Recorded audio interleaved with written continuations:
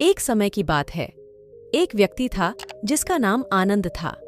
आनंद बहुत बुद्धिमान और जिज्ञासु व्यक्ति था, लेकिन उसकी एक समस्या थी। वह अत्यधिक सोचता था। दिन हो या रात, उसके मन में विचारों का मेला लगा रहता था। वह हर छोटी बड़ी बात के बारे में घंटों सोचता रहता था, जिससे उसका मन अशांत और बेचैन रहता था।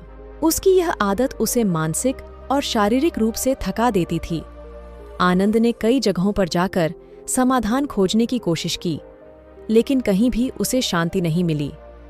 एक दिन उसने सुना कि बुद्ध एक नज़दीकी गांव में प्रवेश कर रहे हैं। उसने तुरंत वहां जाने का निश्चय किया और वह बुद्ध से मिलने के लिए निकल पड़ा। जब आनंद बुद्ध के पास पहुंचा तो उसने नम्रता से बुद्ध को प्रणाम किया और अपनी समस्या बताई। उसने कहा, भगवान, मैं अत्यधिक सोचता हूँ। मेरे मन में हमेशा विचारों का मेला लगा रहता है। मैं शांति चाहता हूँ, कृपया मेरी मदद करें। बुद्ध ने आनंद की ओर ध्यान से देखा और मुस्कुराते हुए कहा, आनंद, मैं तुम्हारी समस्या समझता हूँ। तुम्हें इसका समाधान मिल सकता है, लेकिन इसके लिए तुम्हें थोड़ा धैर्य और समर्पण दिखाना होगा।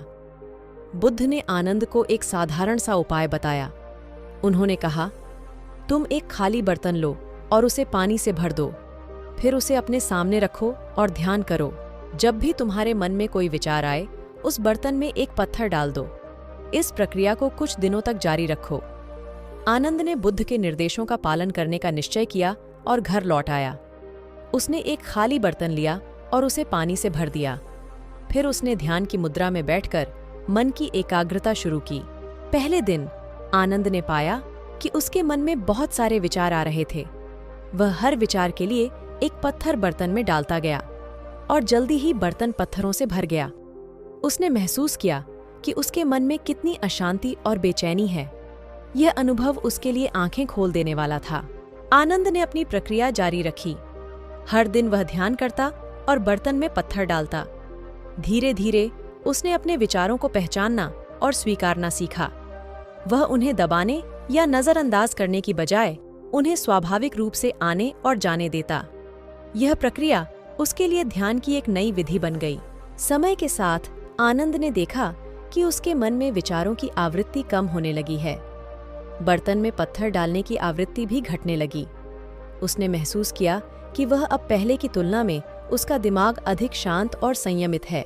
यह बदलाव केवल उसके ध्यान अभ्यास का परिणाम नहीं था, बल्कि उसके विचारों के प्रति दृष्टिकोण में बदलाव का परिणाम था। उसने सीखा कि विचारों को पकड़ने या उनसे लड़ने की बजाय उन्हें स्वीकार करना और उन्हें स्वतंत्र रूप से आने और जाने देने से मन की शांति प्राप्त की जा सकती है। आनंद ने कुछ महीनों तक इस अभ्यास को जारी रखा और अंत में उसने पाया कि उसके मन की स्थिति में अद्भुत परिवर्तन आ गया है। वह अब ओवरथिंकिंग से मुक्त हो चुका था और उसने मन की शांति प्राप्त कर ली थी। उसने बुद्ध का आभार व्यक्त किया और उनके उपदेशों का पालन करते हुए अपने जीवन में संतुलन और शांति स्थापित की। इस कहानी का मुख्य संदेश यह है कि विचारों को पहचानना और उन्हें स्वीकारना महत्वपूर्ण है। जब हम अपने विचारों को स्वतंत्र रूप से आने और जाने देते हैं, तो वे अपने आप कम होने लगते हैं। इससे हमें ओवरथिंकिंग से मुक्ति मिल सकती है और हम मन की शांति प्राप्त कर सकते हैं।